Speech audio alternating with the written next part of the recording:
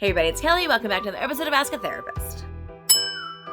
Today we're talking about queer representation in media, specifically movies and TV shows. I could probably throw books in there too, but I might be the only reader left on the planet. I scour movies and television to find actual representation for those in the queer community, and books too. And it is so hard to find ones that actually mirror my experience. I'd venture to guess that it's probably hard for you to find those that mirror yours also. And yes, it has absolutely gotten better. Over the years that I've been aware that's something that I even want in media that I consume, it has gotten better. But we're still involving ourselves in some of these tropes that are actually really harmful to the community. So I'm going to break down those tropes for you so you know when you're watching them what it is and call it out.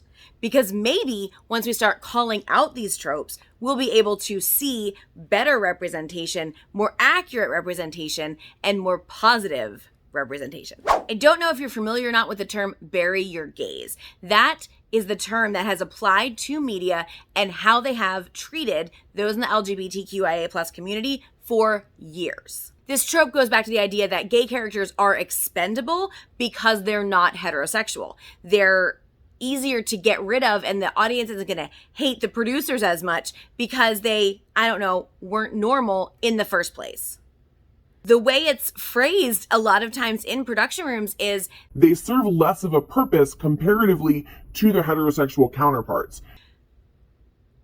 I wish that people who said this understood that that's a homophobic statement. The idea that someone who is queer serves less of a purpose to a storyline than someone who is straight is absolutely inappropriate. What kind of a story are you telling that you don't think that a queer character can move the story along the way that a straight character can?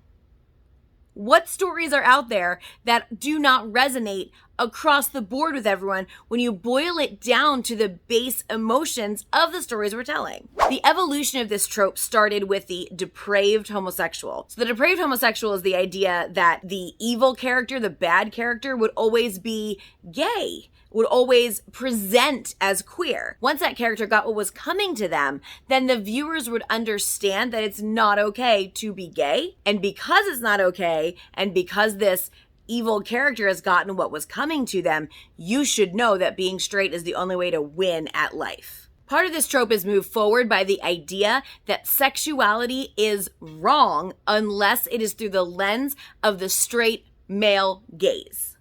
So whatever a straight man would find attractive, that sexuality is completely appropriate to have on screen. Anything else, and it's wrong, and therefore must be punished. As people began to understand that that was not a fair thing to say about queer people, we began to see this idea of the too good for this world trope. The too good for this world trope gives us people who are queer and who go through these really difficult circumstances and always have like bad family lives and backstories that are tragic and harmful, and they come through it only to be then the victim of violence, of themselves, of not being able to get through it enough to continue to live. It was a situation where producers could then say, well, we're not saying bad things about being gay. We're just still not letting them be there. The harmfulness of this trope lies in the idea that it gives queer people hope they can overcome what's in front of them, only to let them know that no matter how far you go, no matter what you achieve, you will never quite make it because heteronormativity. That trope was followed pretty quickly by the tragic AIDS story. The AIDS epidemic in the United States was disproportionately experienced by gay men. And because it was ignored for so long by our government, it became a dividing line for the queer community. It became a line where they understood, perhaps for the first time, that no matter how much acceptance and understanding and love there was out there, when it came down to, would our government stand up for us? Would our government be able to support us? The answer was going to be no. And that trope played itself out in movies and television, where the tragedy is that you have this relationship of two people together who've met each other and love each other, and one of them is dying of something that no one will do anything about. Then we move to the gay but not too gay, or the bait and switch lesbian. This is a trope that is rampant in movies and television today. This is the idea that you have somebody who's sort of struggling with their identity or their sexuality, and they are passing very well in what you expect them to be when you first meet their character. But internally, they have this struggle. So they're pushing people away, or they're, they've got this hard exterior and they're not letting anybody in. And then once they let down that wall and start loving someone, one of the members of that relationship ends up dying or, moving away. That happens so that producers can show representation and be able to give you somebody that you recognize as you up on the screen, but doesn't actually have to deal with the issues of relationships and emotional and physical intimacy of a queer couple the way they do with heterosexual couples. And then across the board for years and years and years, there's always the idea of like the homophobic hate crimes, because as media gets more and more sympathetic to queer people,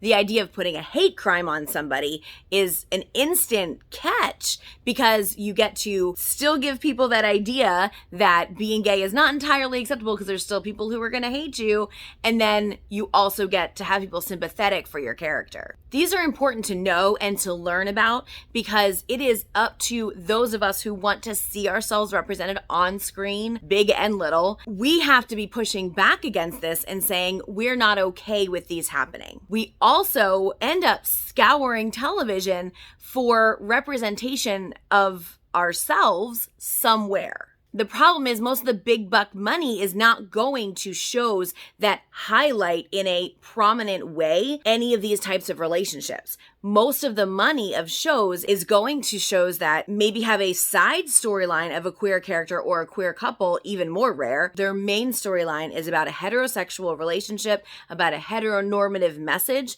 about the understanding that even if you have these other things going on in your life, as long as you come back to a straight marriage and you have children, that's the point. Like, that's where your life is going. That is so damaging to people. It's led to people for years not being able to understand sort of who they're even able to be, because who they are able to be is not represented in anything that they see. It's not in their family. It's not in society. It's not in the media. It's not in sports or TV.